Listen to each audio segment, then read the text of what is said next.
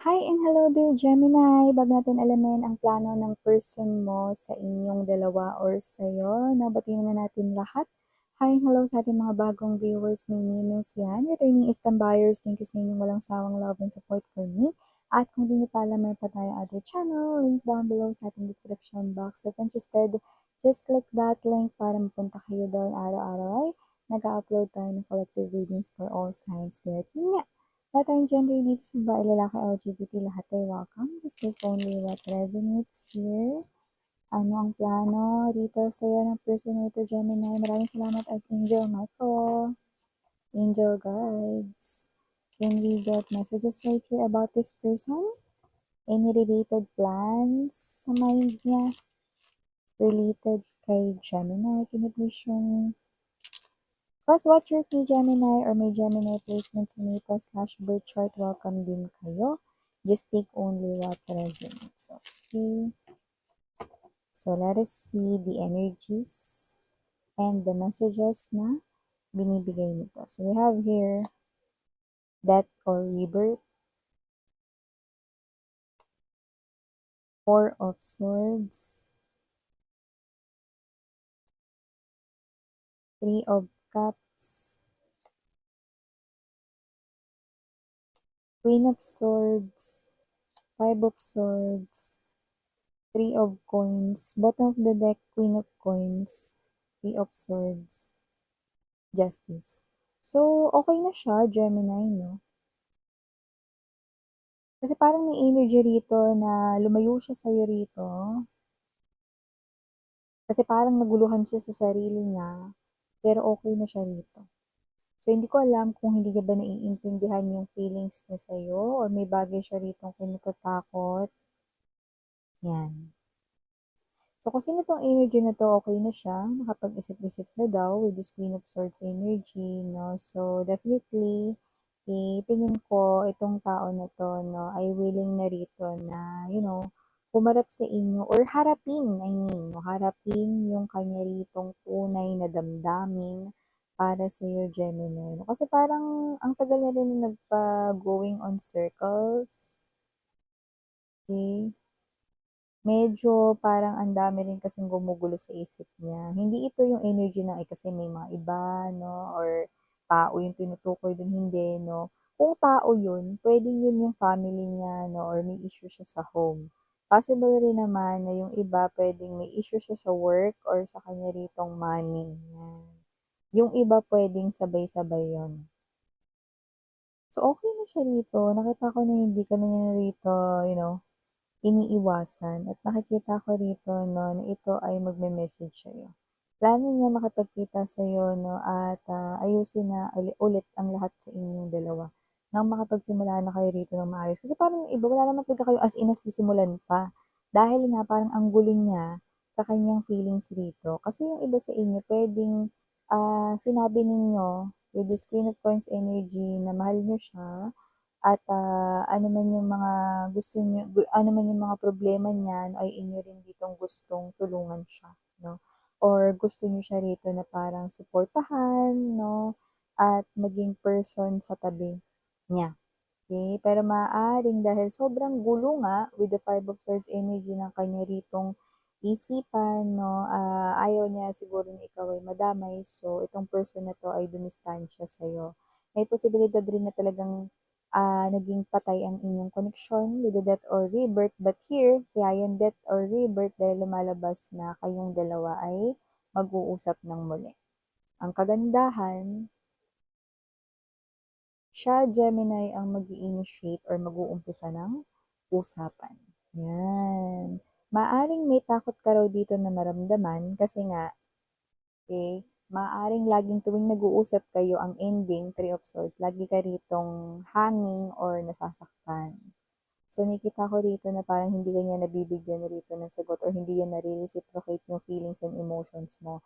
Palaging parang sa dulo ng inyong pag-uusap, parang bitin or hindi kumpleto, incomplete, or parang laging kailangan mong hulaan kung ano ba yun, anong ibig niya sabihin, hindi mo siya naiintindihan, di ba? Pero ngayon handa na siya rito i-explain sa'yo ang lahat. Alam mo kasi, Gemini, hindi naman sa parang kinakampihan ko siya, no? Kasi nakikita ko rito na parang ang energy kasi is hindi siya makakapag-focus sa'yo gawa ng ang dami ng nasa isip niya. May energy siya rito na gusto niyang sabihin sa'yo, pero dahil alam niya nga that you are a, tiyun sa RAM, 'no, you are a good person, alam niya na hindi puwedeng hindi ka makikialam sa kanya. Hindi dahil sa ayaw ka niyang pakialaman mo siya, kundi ayaw ka niya na ma-burden din sa kanya rito ng mga pasanin na hindi mo naman pasanin, 'yan. So, 'yun yung sinasabi niya rito, 'no. Hindi niya lang 'yan nagagawang sabihin sa'yo kasi nga itong person na 'to 'no, ay parang magulo yung isipan niya at hindi niya rin kaya ritong mag-open ng mga bagay-bagay na ganiyan.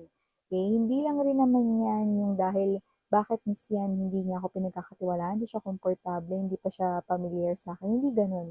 Kasi kahit sa mga, pinakamalalapit sa buhay niya, like let's say 'no, sa family niya, hindi niya rin 'yan nasasabi. Or kahit na kung may best friend siya dito, hindi niya rin 'yan nasasabi. Kasi hindi niya rin alam sa sarili niya kung paano niya rin 'yan sasabihin. Kasi hindi niya rin alam kung paano rin niya 'yan masosolusyunan, 'yan. Intindihin mo na lang siya, mare 'no, or pare. Wala tayong gender dito, Gemini. Pero nakikita ko dito na itong tao na 'to, ito na siya. Alam niya na kung paano niya 'yan sasabihin sa'yo. Alam niya na kung paano niya 'yan maipaparating sa'yo. So, nakikita ko dito na itong tao na 'to 'no, sa wakas naman, miss 'yan. Oo, masasabi mo talaga finally. Ang kanya ritong paglayo sa'yo hindi dahil hindi ka niya type, hindi ka niya gusto 'no, kundi gusto ka niya 'no. To the point na ayaw ka lang kasi niya rito na parang madamay sa gulo ng kanya rito 'no, na sitwasyon especially nung time na, huli mo siyang nakakausap, 'yan 'no, talagang magulo na kanya ritong isipan.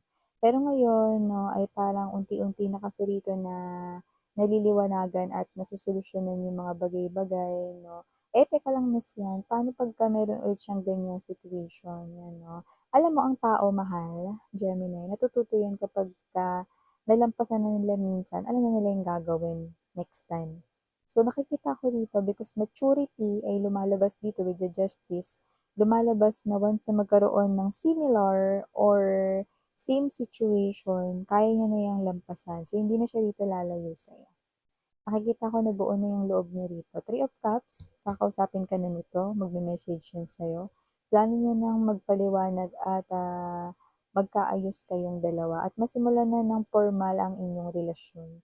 Yung iba kasi sa inyo, no, maaring bago pa naging public or bago pa nalaman ng iba ang inyong relationship, no, naging malabo na dahil sa sitwasyon niya. Okay? Pero hindi dahil sa iba or dahil may iba, walang ganon.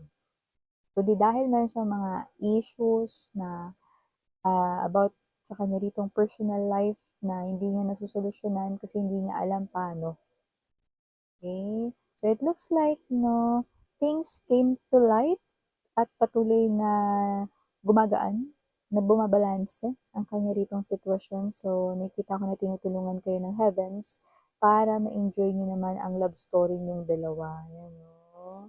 Ay, salamat. Puwede na rin kayo rito 'no, na magsubuan ng meryenda. Puwede na rin kayo rito 'no, na mag-enjoy at maglandian 'no. Puwede na magiging malaya na kayong dalawa, 'yan 'no.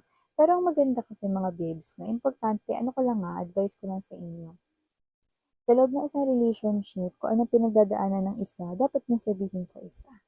Kasi tulungan 'yan, suportahan. So, puwede mo 'yang sabihin sa kanya, okey? Alam niya rin 'yan sa sarili niya kaya lang hindi niya alam paano 'yan sasabihin sa'yo. Gano'n 'yun, okey. So, I do see that both of you, maganda rin itong opportunity kasi mas nakikita ninyo 'no, yung inyo rito na koneksyon kung papaano titibay 'no, kung paano kayo rito 'no, na hindi mase-sway ng mga pagsubok na paparating pa 'no. So, nakita ko rito na yung iba with the Queen of Coins, inintay mo talaga 'yan kahit na magulo yang person mo na 'yan. Well, finally, nakikita ko rin dito na nagliliwanag ng lahat. Puwede na kayo rito magmahalan 'no, puwede na kayo rito maging malaya finally. Dahil nakikita ko rito na ang person mo rito 'no, ay mag-i-initiate ng gumawa ng paraan upang ipaintindi sa inyo 'no, kung ano ang mga nangyari sa kanya. Bagay lang din naman 'no, na alam niyang dapat niya yang i-explain sa'yo. Alam niya na may pagkakautang siya na explanation diyan, 'no, dahil puro na lang siya rito, bigla na lang ritong hindi nagre-reply dahil hindi nga alam paano sisimulan ang sasabihin, 'no? At yun nga, eto, okey, nakikita ko rito na itong tao na 'to, 'no, ay ang person rito na gusto ring maging happy, of course, makasama ka, of course. Kaya nga eto na yung oras na yun. So, initials, we have here this capital letter P, capital letter K, capital letter M, capital letter A, capital letter L, capital letter E, and capital letter R. For small letters, we have B, D, H, T, and last but not the least, we have S. So these are all the messages we portrayed here for you, sweethearts. Again, I'm your Yana, only for the girls Gemini, and Yana Duna for the boys, Sarang Love and Light.